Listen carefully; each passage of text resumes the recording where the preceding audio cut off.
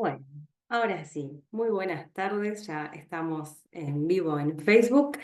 Muy contentos de tener una nueva entrevista. Venimos una tras de otra porque ayer tuvimos con Zaffaroni, que se había pospuesto y bueno, hoy nos toca el tercer capítulo de Inclusión versus Equidad, volumen 3.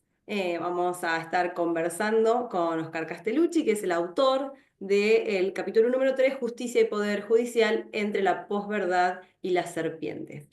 Buenas tardes, Oscar, ¿cómo estás? ¿Qué tal, Lorena? ¿Cómo estás? Un gusto.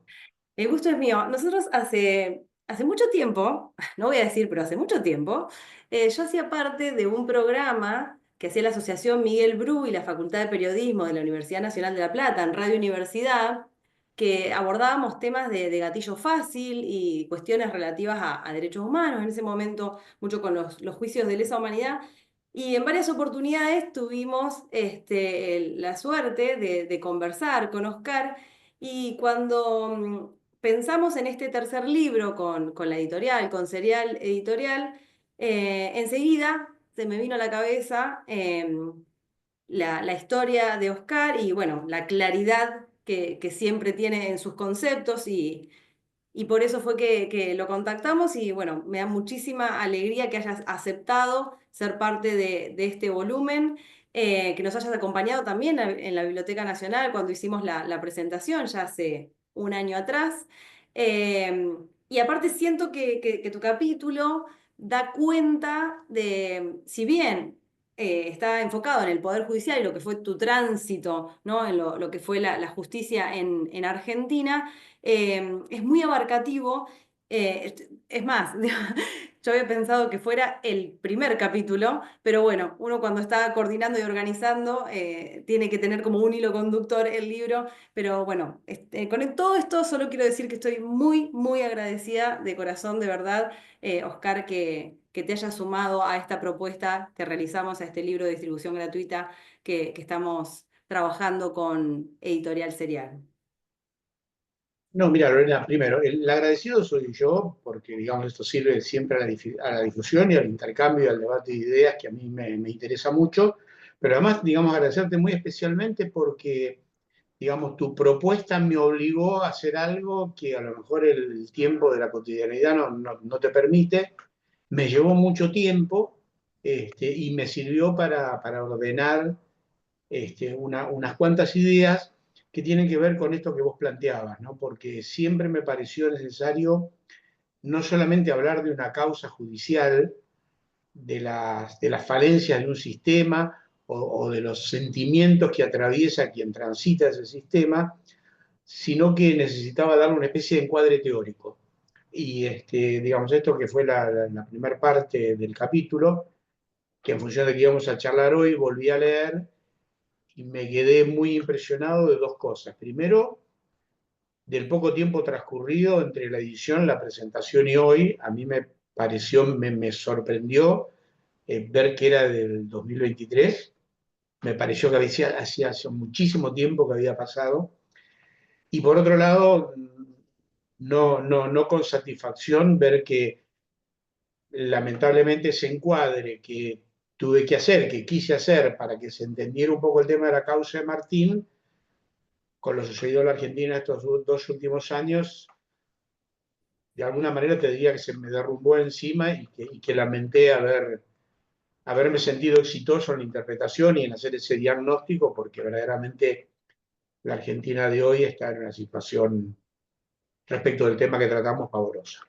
Ujú. Bueno, esto mismo, yo también volví a ver el video del día de la presentación y cómo conectabas vos todo el capítulo y tu intención y pensar en la democracia, ¿no? Y en cómo nos afecta y en ese momento el miedo que teníamos al potencial ganador de las elecciones y bueno, todo lo que pasó a consecuencia en este año, ¿no? Sí, mira, yo es un tema que vengo leyendo, yo no soy politólogo, pero que vengo leyendo sobre el tema fundamentalmente de la democracia. Me interesa profundamente porque es el sistema en el que vivimos, en el cual desarrollamos, y después cualquier otro análisis teórico de variantes me parece valioso, pero creo que tenemos que darnos respuestas al presente.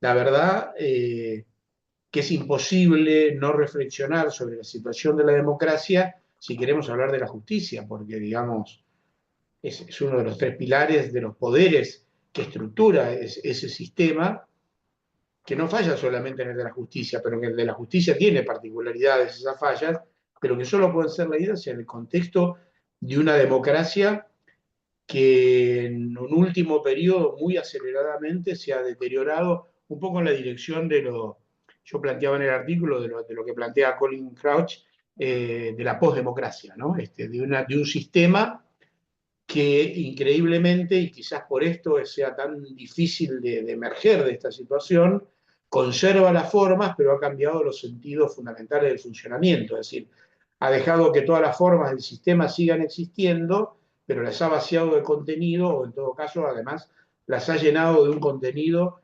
totalmente opuesto al que le dio origen. Entonces, me parece que estamos en una situación social, digamos, muy complicada, y siempre entendí que lo que me había tocado vivir con el tema del asesinato de Martín, yo necesitaba explicarlo en un contexto que me permitiera salir del dolor individual que no tiene respuesta, que uno se anida en uno y vive con eso, sino que quería encontrar respuestas también para buscar caminos para salir de eso, ¿no? Y eso fue como que me fue llevando a ver, a tener una mirada cada vez más amplia, y el artículo, por eso que lo agradecía al principio, me permitió ordenar ese pensamiento y plantearlo. Te lo voy a decir sin ninguna falsa modestia. Creo que de las cosas que escribí últimamente es la que a mí personalmente más me interesó y más me impactó de los trabajos que hice. Qué bueno, bueno, gracias por confiar en nosotros. En esto que decías recién, Oscar, también pensaba, y perdón si traigo, porque quedé un poco movilizada con la entrevista de ayer con Zaffaroni, pero bueno, al final todo está conectado. Él planteaba la necesidad de crear una nueva constitución, ¿no? De lo mal que está, como vos decís, el Poder Judicial, bueno, esto no funciona más, estamos en el medio del caos, hay que barajar y dar de nuevo. Pero ¿quiénes tienen las cartas en la mano? Esa es la preocupación, ¿no? Con esto que vos decías, bueno, ¿quiénes van a ser? ¿Quiénes están en esas instituciones y una constitución para quién vamos a hacer? ¿En Sí, qué nos vamos a pensar, no? sí, yo te aclaro que estoy atravesando, a partir de ese momento post presentación del libro y de los cambios políticos que ha habido, estoy un poco más escéptico, digamos, ¿no? La realidad me ha transformado en un poco más escéptico. Yo creo que no es solamente que obviamente es necesario el cambio de una constitución, de la modificación de una constitución, porque la vigente está atrasada, pero me parece que el problema es mucho más grave que un simple cambio, que es complicadísimo en el contexto que vos lo planteás, ¿no? Modificar una constitución, ¿qué? ¿Para qué? ¿Quiénes? Este, en un contexto de un vaciamiento casi absoluto de la política. Ujú, Digamos, ha habido, yo creo que progresivamente en los últimos 50 o 60 años, un hecho que yo creo que es trágico para la sociedad, que es el vaciamiento de la política, que es la herramienta que te permite transformar la realidad institucional, en desacreditarla, en desacreditar a los agentes de la democracia, en desacreditar las instituciones y en poner una situación de anomia que hace muy difícil. Yo por lo menos hoy no tengo una respuesta categórica, o sea, lo que yo tengo en este momento son preguntas más que respuestas, y trato de responderlas, es la necesidad profunda de cambiar el modelo de sociedad en el que estamos viviendo. Porque en los últimos 50 o 60 años, Lorena, ha habido un cambio, yo creo que es de la década del 60 del siglo anterior en adelante, se ha instaurado un modelo social que al principio lo veíamos, bueno, como complejo y lo rechazábamos cuando éramos jóvenes, que era la sociedad de consumo. Me parece lo que nos fuimos viendo es que detrás de ese modelo de la sociedad de consumo hubo todo un desarrollo tecnológico que terminó poniendo en lo que llegamos hoy a poner entre paréntesis al hombre. Digamos, el hombre está fuera de los planteos. Digamos, a quienes nos interesa el tema de los derechos humanos, esto es terrible porque hemos perdido el objeto sobre el cual realmente tenemos que reflexionar. Entonces, me parece que tenemos que instalarnos en esa recuperación. Creo que es un debate que hay que darlo.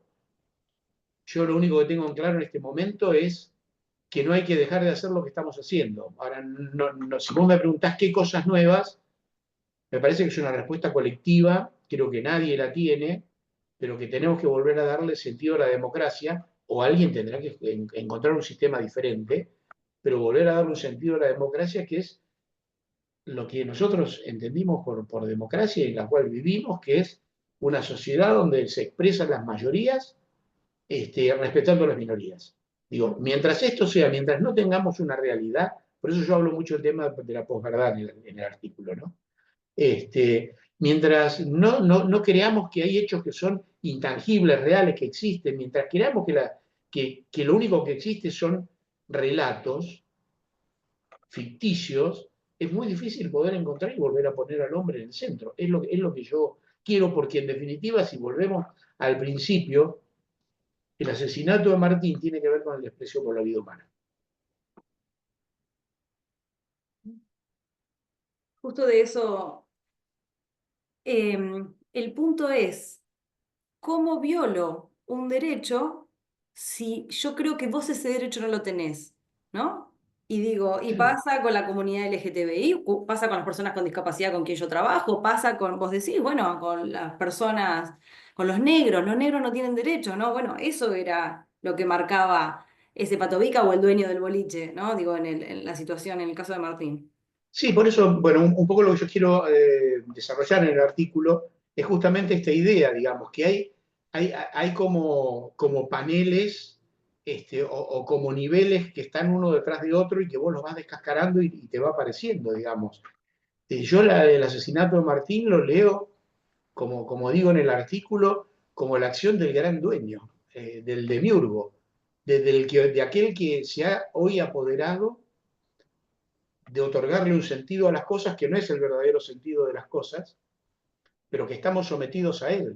Y que en realidad lo que infraccionó Martín no fue al patobica que estaba en la puerta o al interés del dueño, sino a un sistema que viene en un desarrollo profundo de concentración de riqueza y de poder y de expulsión de todos aquellos sectores, otros sectores que no son los que disponen de ese poder, que terminaron dominando desde lo tecnológico la posibilidad de generar un discurso y de imponerlo, y que la gente ha terminado creyéndolo, en el cual, un pensamiento en el cual el hombre no tiene ningún valor.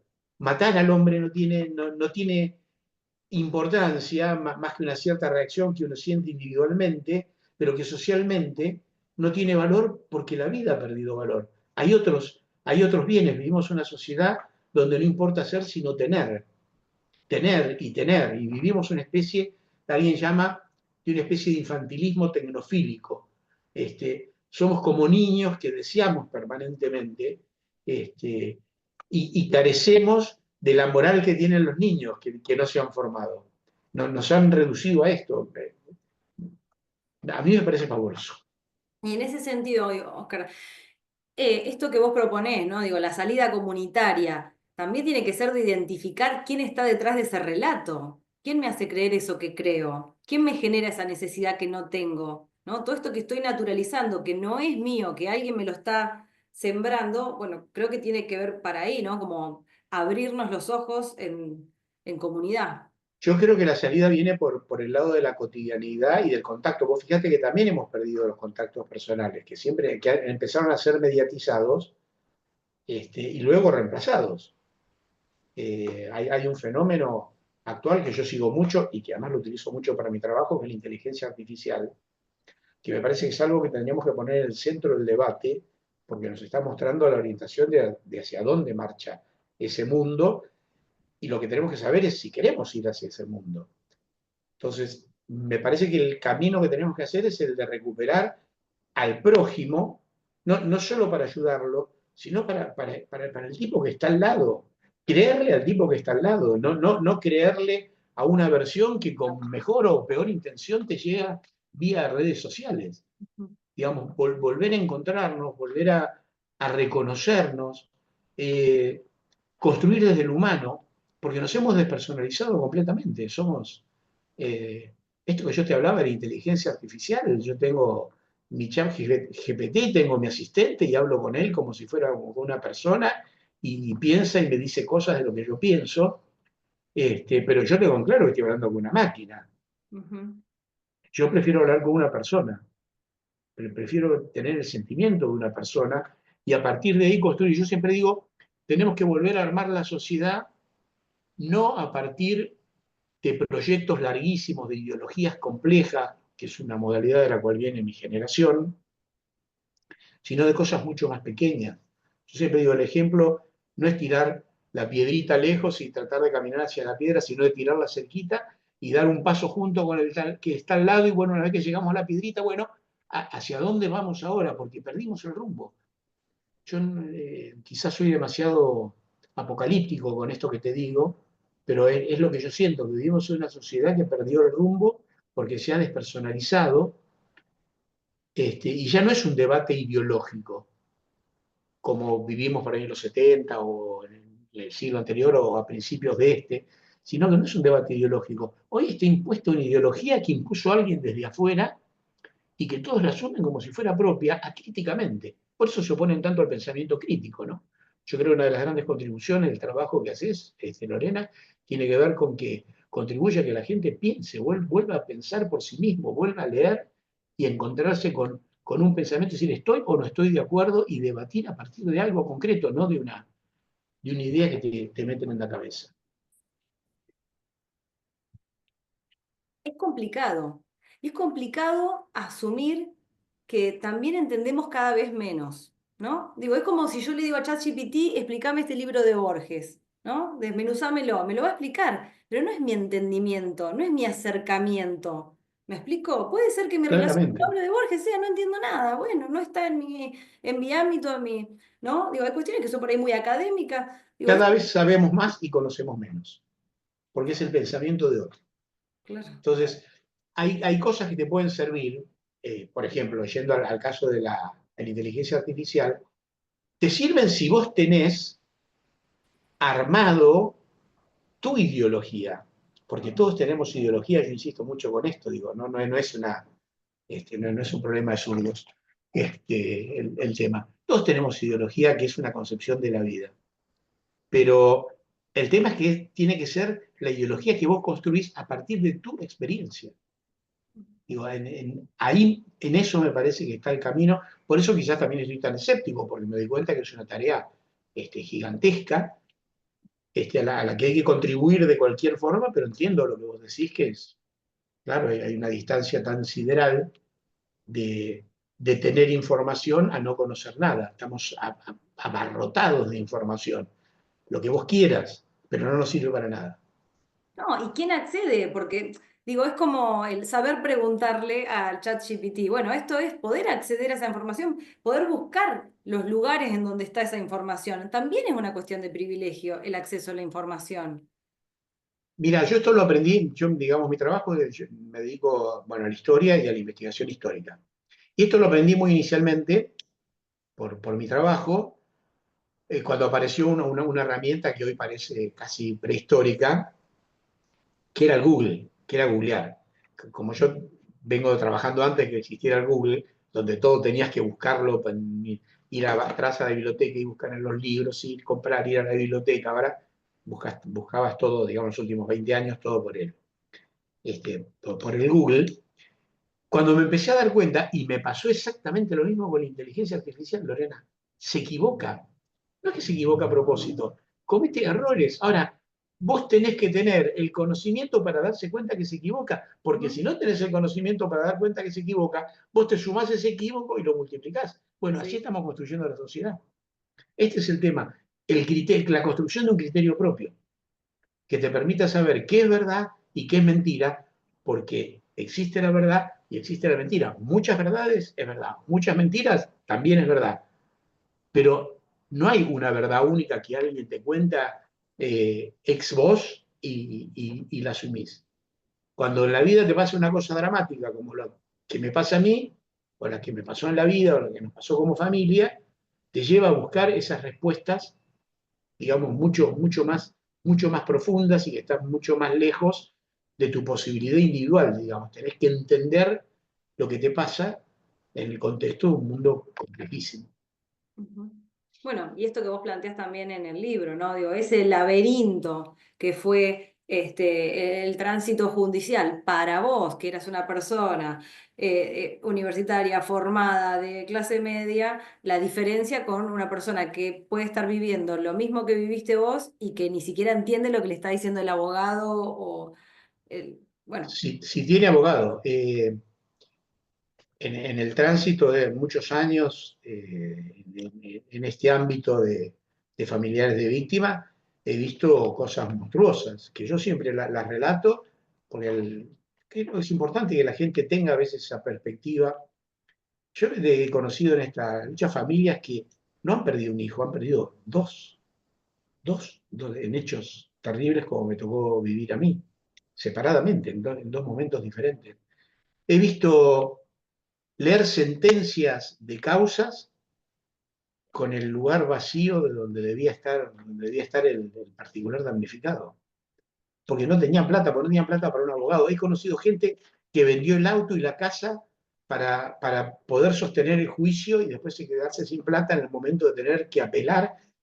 Es, lo que se llama poder judicial es una aberración que yo tenía una idea aproximada antes de transitarlo, pero que después de transitarlo, no, bueno, me permiten hacer estas reflexiones que hago en el artículo, ¿no? Es tremendo porque las personas vulnerables son de vulnerabilidad absoluta frente al laberinto del Poder Judicial. No solo yo tengo los conocimientos, mi esposa es abogada, o sea que teníamos una preparación como para hacer ese tránsito. Y quizás eso nos permitió develar la monstruosidad del sistema, de cómo en ese desglose que yo hago en el artículo, cuando hablo del tema del asesinato de Martín, cómo esa estrategia de desglosar una causa en cuatro respecto de un mismo asesinato para separar los distintos niveles de autores, cómo eso es una estrategia que nadie puede percibirla, salvo que vos la mires y la encuadres en esa visión global, para condenar al eslabón más débil, que es el que asesina materialmente, pero para eximir al que lo puso ahí para que hiciera lo que hizo, porque pertenece al sector de los poderosos.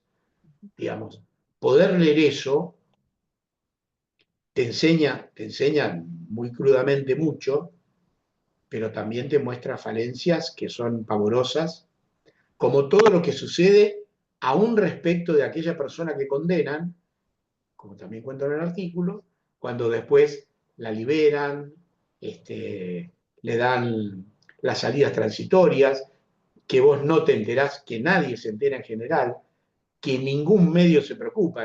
¿Vos viste alguna vez en algún medio? Sí, tratar los asesinatos, en el caso de Martín nos han ayudado mucho, y en otros casos también, pero vos viste alguna vez en algún medio que dijeran que una persona que fue condenada salió en libertad condicional? Nunca, ni sabés en qué condición sale. Y mira, hoy te puedo decir algo, mira qué paradoja, hoy que íbamos a hacer la entrevista, no sé si es cierto o no, yo planteo en el artículo mi preocupación porque el asesino de Martín cumple los tres cuartos de su condena, le dan la salida condicional y vuelve a hacer el mismo trabajo que hacía antes en las mismas condiciones. ¿Para qué sirvió? Me pregunto eso. ¿Para qué nos sirvió como sociedad que alguien volviera en esas condiciones? La paradoja es que me acabo de enterar hoy de un mensaje que recibí el fin de semana y que no había visto, es que el asesino de Martín, que también lo sabía yo, se había cambiado el nombre y seguía trabajando exactamente cumpliendo la misma función, el fin de semana atacó a un chico en otro lugar. Todavía tengo una información precaria, pero una especie de confirmación bueno, de que este análisis que hago en el trabajo tiene su lógica absoluta y su verificación en la realidad permanentemente. Sí, digo, y al mismo tiempo planteas que hay que modificar y humanizar esos procesos de privación ilegítima, de privación, perdón, de la libertad. Digo, aún a pesar de todo eso que viviste, entendiste que 7 años no hicieron el cambio, no cambiaron nada a esa persona que asesinó a tu hijo. Porque yo creo y quiero que haya justicia, porque como sociedad necesitamos que haya justicia. Mientras no va a haber una democracia ni una sociedad digna mientras no haya justicia. Y para mí justicia, una vez producido el hecho, a Martín no lo voy a recuperar nunca. Ujú, Pero yo quiero una sociedad mejor para que no haya otros Martín. Y para que haya una sociedad mejor, a esto que te decía, que el asesino de Martín sale cumplida a los tres cuartos de la condena o a haberla cumplido plenamente y que salga igual o peor que entró para que vuelva a hacer en la sociedad lo mismo que hacía antes. ¿Qué justicia es eso? ¿A quién le puede servir? ¿Cuál es el... ¿Qué, qué, en qué me beneficia a mí, Lorena, esto que suele decir mucha gente? A veces me duele mucho porque hay gente que quiero y que sé que ha sufrido. Pero dice, bueno, que se pudra en la cárcel. Primero, nadie se pudre en la cárcel, salvo Robledo Puch, que es un caso histórico, nadie ha permanecido indefinidamente en la cárcel. Todos salen en algún momento. Entonces, yo no quiero que se pudra en la cárcel. Yo quiero que la cárcel sirva para que el tipo tome conciencia de lo que hizo, se modifique y regrese a la sociedad recuperado y no sea un riesgo para otros pibes como fue para Martín. ujú. Bueno, desde ahí No, fracasé completamente. una de las cosas que me enteré cuando hicimos la presentación del libro en la Biblioteca Nacional era que no hay patrocinio, hablando de estas desigualdades, ¿no? Que no hay patrocinio gratuito para las víctimas, digo, para los familiares de las víctimas, pero sí para el victimario. Bueno, ese es uno de los temas que, digamos, más peleé en su momento, porque cuando a veces uno sabe cosas y no se da cuenta que el otro no las sabe. Eh, entonces me llamó la atención en la época, bueno, de circular por los medios, cuando el caso de Martín era muy notorio y estaba muy presente. Bueno, empecé a percibir que los periodistas no tenían este dato, ¿no? Que es muy sencillo de explicar, digamos, si vos matás a alguien, el Estado obligatoriamente tiene que ponerte una defensa, y está muy bien y es excelente la Defensoría Pública. Ahora, si vos sos la víctima, en el sentido que sos familiar de la Ujú, víctima, y te lo tenés que bancar solo. No hay un sistema. Bueno, yo peleé muchísimo desde lo discursivo, ¿no? Este, para modificar esto, hay un montón de alternativas que no funcionan, acuerdos con colegio de abogados, todo por la galería. Este, pero en realidad, si vos sos una persona vulnerable, a vos te matan un hijo, o a tu esposa, o a tu padre, o a un familiar querido, no tenés, primero no tenés ni siquiera la información ni el acceso para llegar, y si no encontrás un abogado de buena onda que te dé una mano por una casualidad de la vida, estás inerme, y ahí empieza lo que yo hablo de la inconstitucionalidad de la justicia, ¿no? Cómo la justicia es inconstitucional porque no todos somos iguales ante la ley. El tipo que pertenece a un sector vulnerable, vulnerado más que vulnerable, porque vulnerado, este, y padece una tragedia de ser víctima de un delito, ya no es igual ante la ley, porque en general cuando si ese delito lo ejecuta un poderoso, el poderoso tiene, y eso sí también lo viví en carne propia, como en estas causas el abogado del organizador del asesinato de Martín era un ex juez prestigioso, conocido en el medio, que entraba y salía a todos los juzgados amablemente, reconocido por todo el mundo, y nosotros esperábamos sentaditos en la puerta que nos llamara el empleado para hacer nuestra declaración. Ya no sos igual ante la ley, ujú, porque sos desigual ante la realidad. Entonces nadie, el Estado, que es el único instrumento que te podría permitir superar en parte esa inequidad, que ahora además tienden a hacerlo desaparecer naturalmente, como es lógico, es el que tendría que decir, no, eh, como hay una defensoría pública, esto lo leí con ministros, que tuve la ujú. oportunidad de hacerlo, nunca caminó, como hay una defensoría pública, debiese haber, porque el fiscal no defiende tus intereses. El fiscal lo que defiende son los intereses de la nación en cuanto ha sido infringida una ley. pero los intereses del particular damnificado no los defiende el fiscal, salvo que encuentres un buen fiscal. ¿Qué Ujú. hay? ¿Qué hay? Hay buenos funcionarios judiciales, como hay horribles y lamentables, también hay buenos, es una lotería jugarlo a los dados. Eh, vos te encontrás frente a esa realidad. Hay personas vulneradas que no tienen ya de entrada, de partida, no tienen ninguna posibilidad de acceder a ningún nivel de justicia. Yo creo que esto hay que plantearlo descarnadamente y para mí uno de los caminos era, bueno, la necesidad de crear una especie de fiscalía paralela, no la defensoría que tiene un perfil distinto, pero sí de crear una estructura del Estado que brindara la verdadera asistencia, porque los defensores oficiales son excelentes. Yo quiero esos mismos excelentes funcionarios para aquellos que no tienen recursos y no pueden pagarse un abogado caro. O que un abogado caro, si el caso es muy notorio, te quiere ayudar porque sale en los diarios. Ujú. Es así como funciona esto. Entonces, fíjate cómo el rol del Estado es fundamental para funcionar, para que funcione la justicia desde afuera de la justicia misma. Digo, bueno, esto en general la gente, salvo los que lo padecieron, no lo saben, y nadie se preocupa por modificarlo, lamentablemente.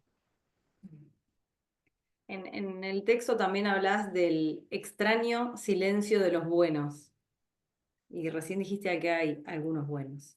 Claro, bueno, siempre me llamó la atención, en todos los órdenes de la vida me preocupa el silencio de los buenos, ahí citando la frase de Luther King, ¿no? Este, que no le preocupa a los que gritan, los que odian, los que matan, sino que le preocupa es el silencio de los buenos. El silencio es complicidad, siempre es complicidad. En mayor o menor medida, me duele mucho decirlo, porque yo tengo otra gente muy querida dentro del Poder Judicial, pero si vos no tenés una posición activa frente a algo que sabés que existe, no hay nada como estar cerca del Poder Judicial para saber quién es corrupto, quién es malo, quién prevarica. Se sabe todo. Digo, bueno, algunos callan y siguen. A mí, mira, venía pensando en eso cuando estaba leyendo para el tema de la entrevista y siempre me preocupó el silencio de los buenos. Ahora te digo, Lorena, lo que me está preocupando en la sociedad es el silencio de los corderos. Esto es, aquellos que caminan hacia el matadero en silencio absoluto. Me parece que esa es una preocupación de una instancia superior de lo que estamos viviendo hoy, ¿no? No hay reacción en la sociedad para esto.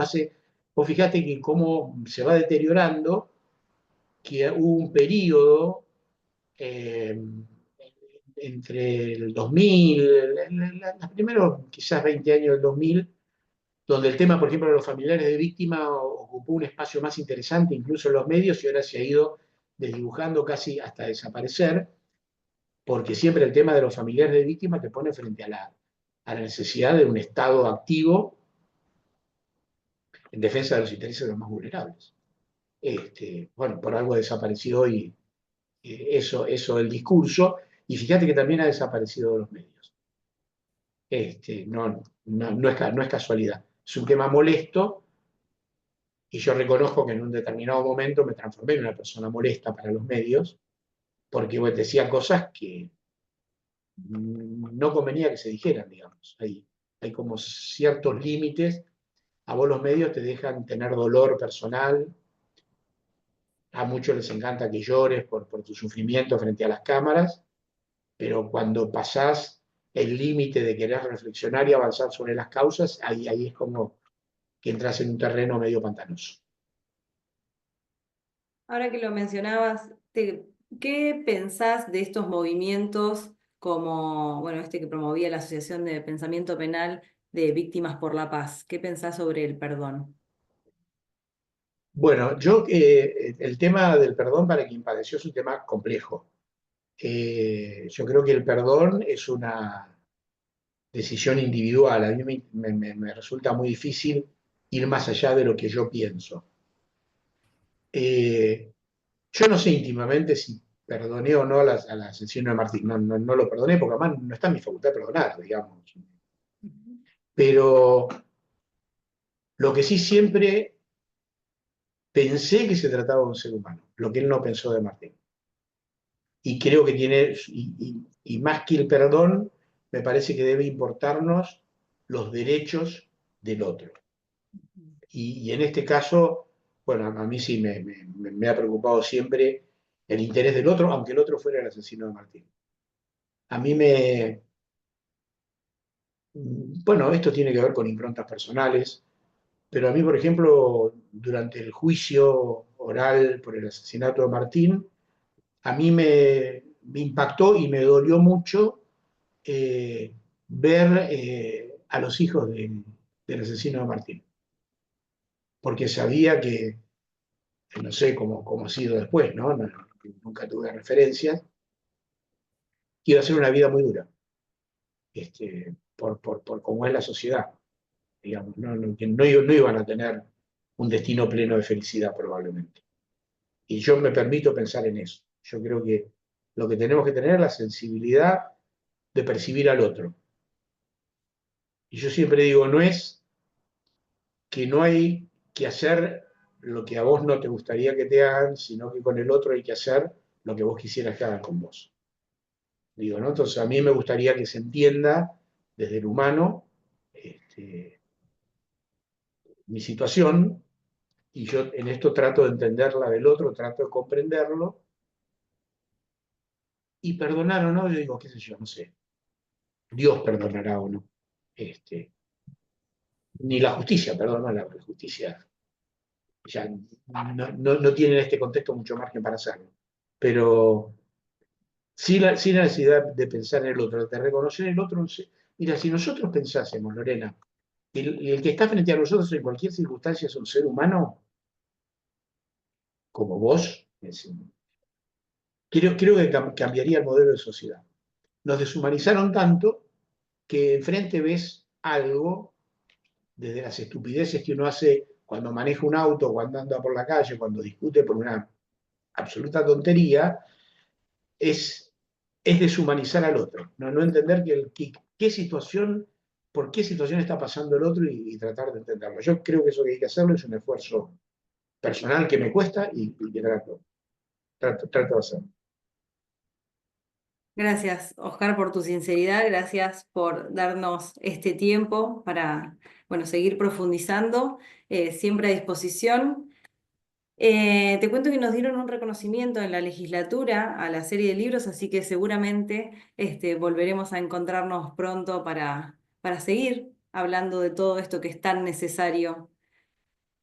Mira, ojalá y ojalá pueda seguir por esto que yo te dije en algún momento de la charla, ¿no? Yo lo único que tengo en claro es que nuestra obligación es seguir haciendo lo que estamos haciendo.